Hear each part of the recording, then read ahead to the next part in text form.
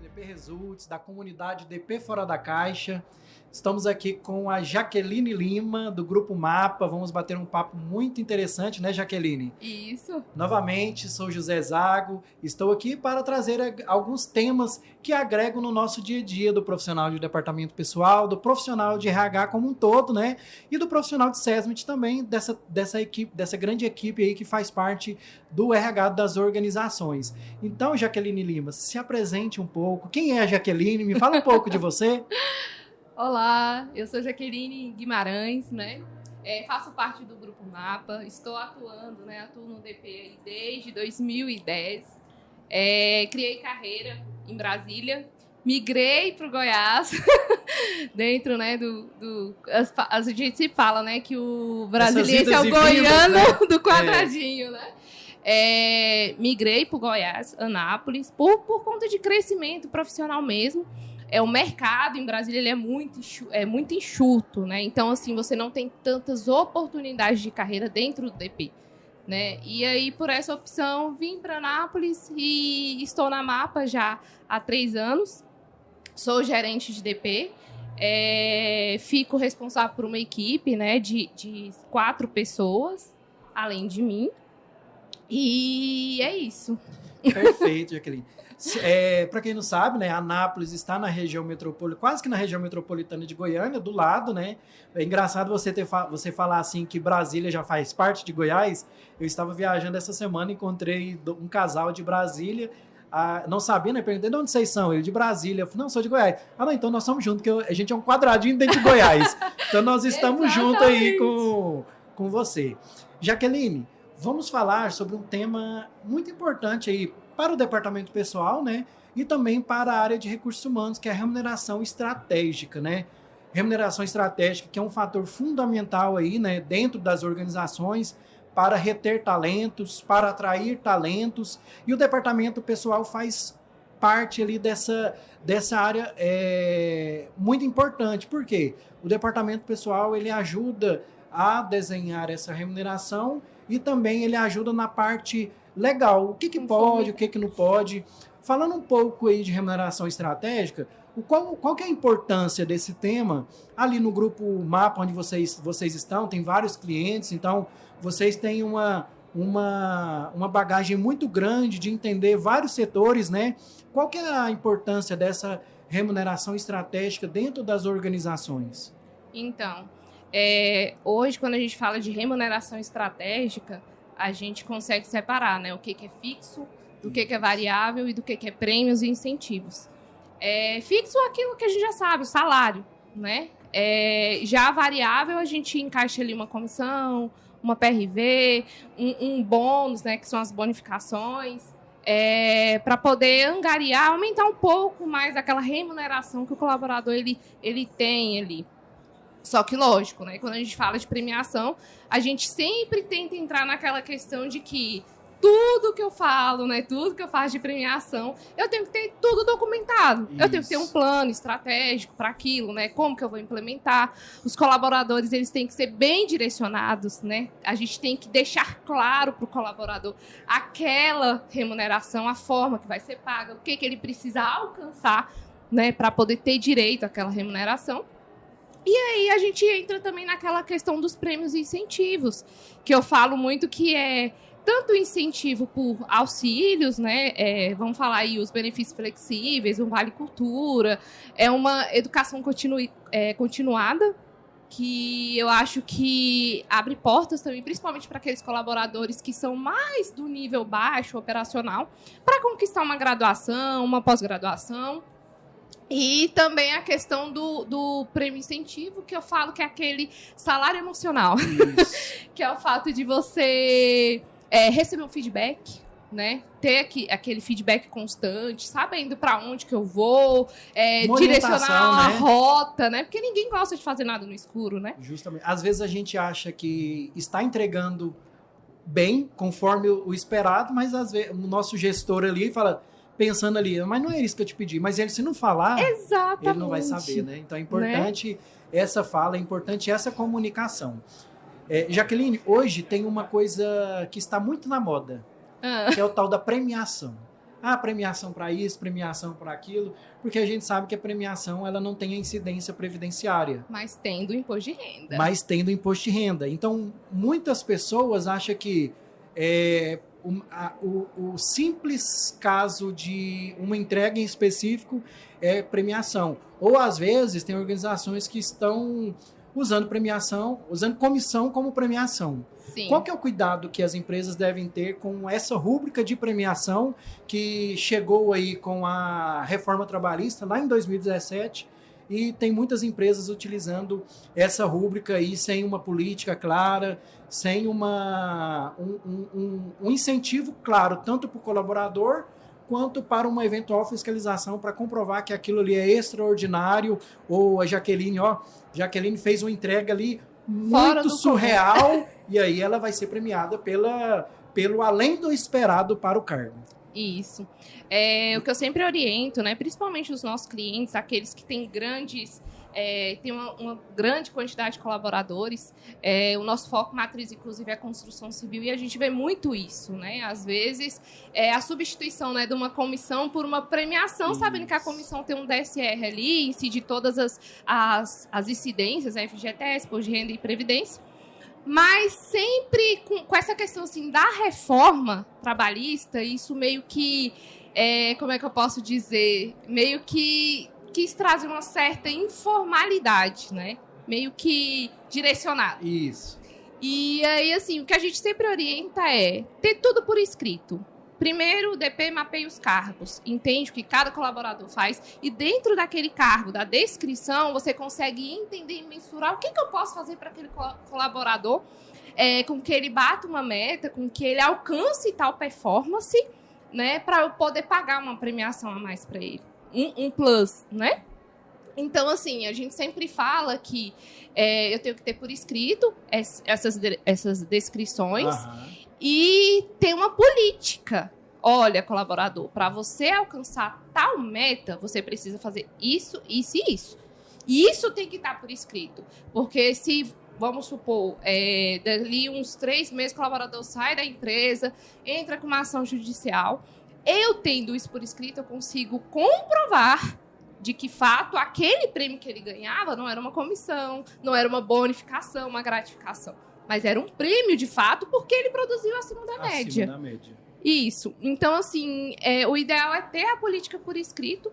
E após essa política, né, a gente sempre fala, tem que ter ali um alinhamento de expectativa, onde o colaborador, ele está ciente do que ele precisa fazer, o gestor também está ciente do que ele tem que, da forma que o colaborador tem que ser orientado para que ele alcance aquela meta. Importante.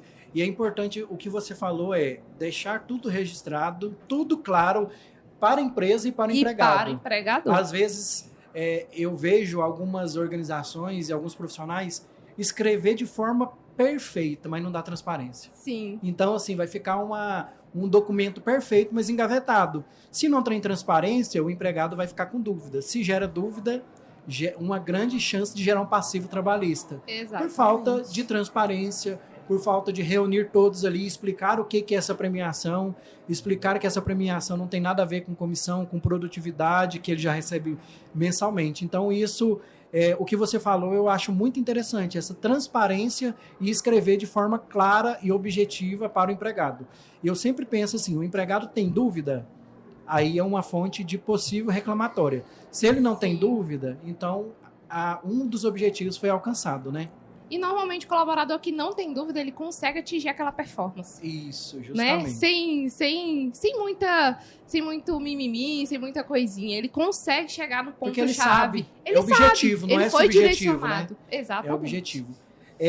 E também trazendo sobre remuneração, né? Porque as rúbricas, diferentemente do salário base, todas as outras rúbricas compõem, o salário base também compõe, mas eu falo que o salário base ele é aquele fixo, é o que está na carteira. E tudo que vem de eventos, de rúbricas ali, faz parte da remuneração.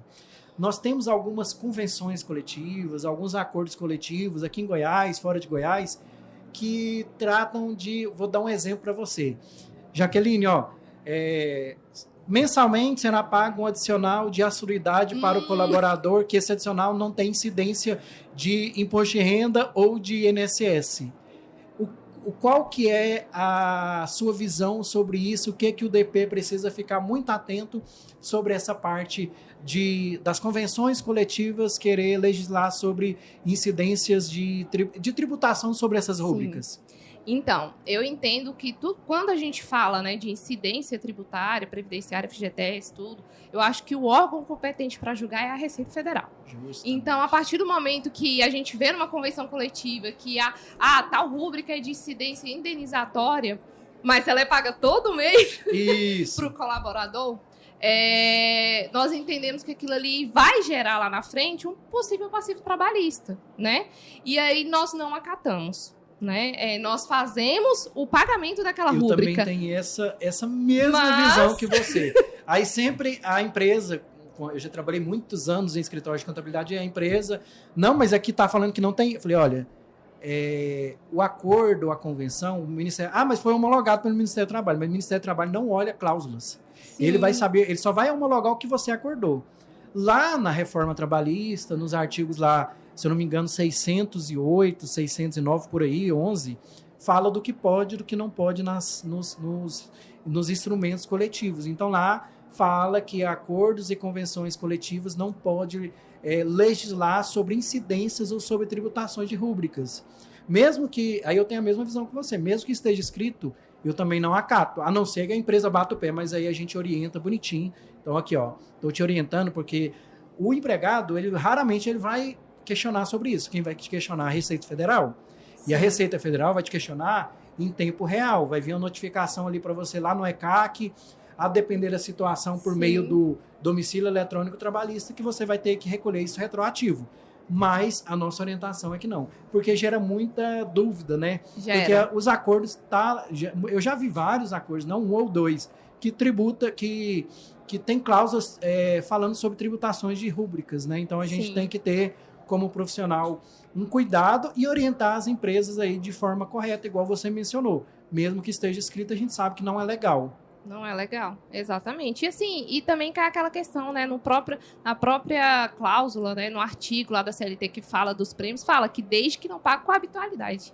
Se eu pago todo mês... Com habitualidade não é não é um efeito extraordinário. Exatamente. A não ser que a pessoa é extraordinária todo mês, que aí ela vai ter que comprovar, né? Exatamente. Então, sim, eu sempre coloco as incidências e os reflexos, né? 13º, férias, Isso. Por aí vai.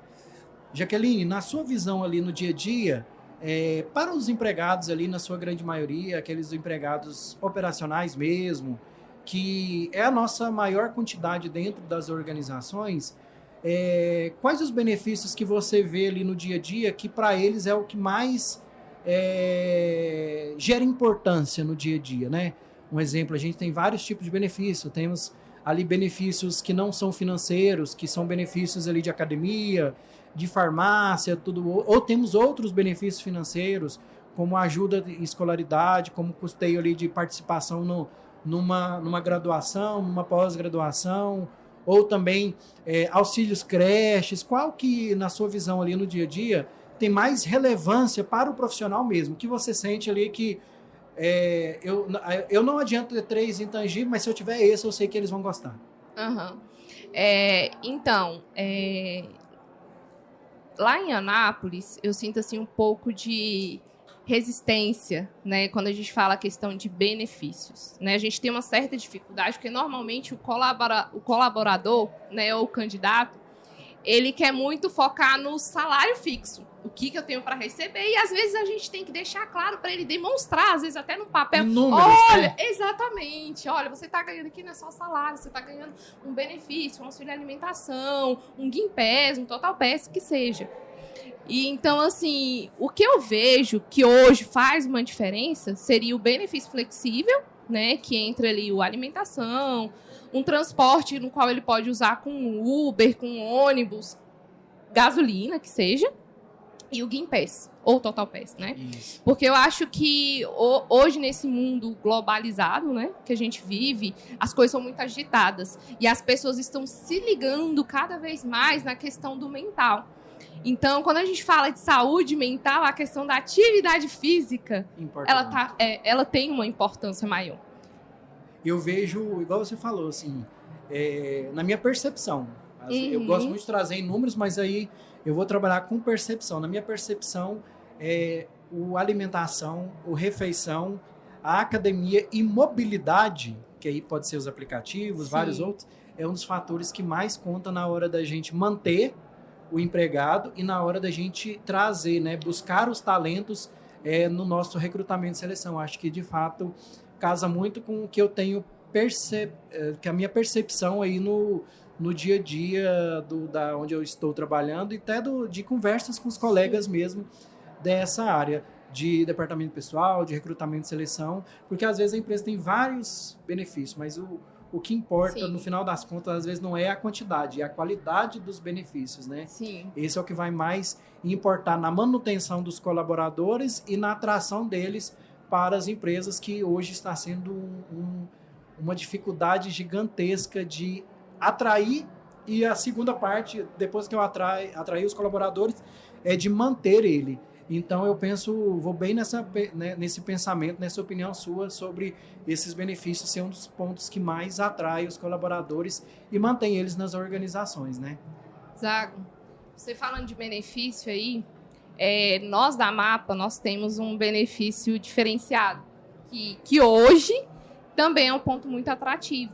E que às vezes a maioria das pessoas pergunta, que é a questão do home office.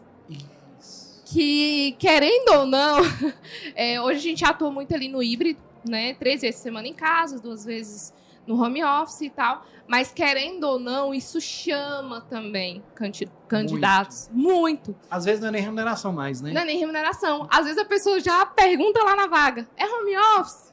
Tanto é que nas vagas a gente já está vendo muito totalmente presencial, é híbrido, é 100% remoto. E, na verdade, conta muito, né? Conta muito. Assim, com a pandemia deu uma mudada aí, né? Uns 3 anos. Só que agora é raro, assim, você ver uma empresa mesmo, principalmente do nosso ramo, que é a contabilidade, atuando com home office. É muito raro. Assim, a maioria das contabilidades hoje, elas já estão voltando a ser presencial. E, de fato, assim, hoje pede, né? Porque, às vezes, assim, a gente tem clientes que voltaram aí, por exemplo, numa reunião presencial no escritório. Então, às vezes, tende, né, a querer equipe mais presente.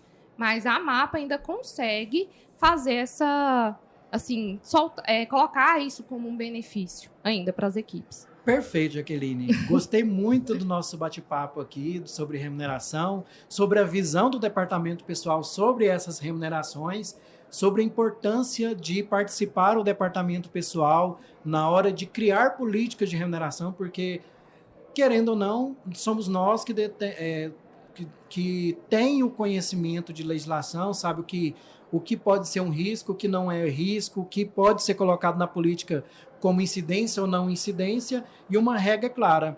Então, agradeço a sua presença. Obrigada. Se você quiser deixar um recado para as câmeras, sobre a sua rede social, sobre a MAPA, sobre a importância de remuneração, gostaria que você deixasse. E um agradecimento mesmo, que eu acho que contribuiu muito para a minha percepção com o que eu já tenho sobre remuneração, sobre a questão do prêmio, e também para quem está nos assistindo aí com mais esse episódio desse podcast do DP Results, da comunidade DP Fora da Caixa. Tá bom, obrigada. Gente, o meu Instagram é o Jaque Guimarães. Como eu falei, eu trabalho no Grupo MAPA. Também fica aí o Instagram deles, @Grupo MAPA, representando essa empresa, que eu amo muito, gosto muito de trabalhar lá. Realizou muitos meus sonhos como profissional. E é isso. Agradeço, muito obrigada e até o próximo episódio.